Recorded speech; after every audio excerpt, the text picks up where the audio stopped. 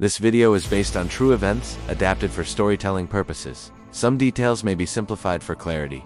If you enjoy the video, please subscribe. The promise of friendship can be a powerful lure, especially for a lonely teenager. Elyse, a bright 50-year-old, believed she had found acceptance with a group of older boys who shared her interest in music. They were local metal band members, and to her, they represented a thrilling world of rebellion and belonging she desperately craved.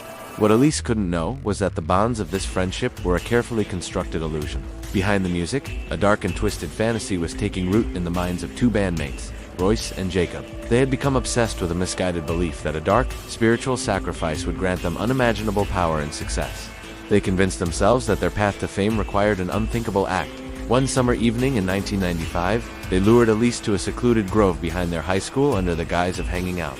Trusting the friend she admired, she went without hesitation. There, in a shocking act of betrayal, the scene turned from calm to catastrophic.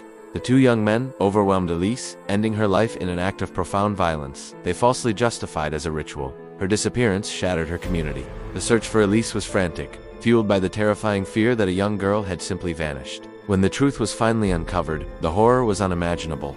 The revelation that her murder was premeditated by people she trusted sent a devastating wave through the town. The motive, a warped quest for power, made the tragedy even more difficult to comprehend. For 30 years, Elyse's family has carried an immeasurable weight of grief and loss, a life of potential stolen by a cruel and senseless act. The recent parole hearings have forced them to relive their deepest pain, confronting a justice that feels incomplete. The two men, now middle-aged, have been deemed eligible for release, a decision that questions the balance between rehabilitation and accountability.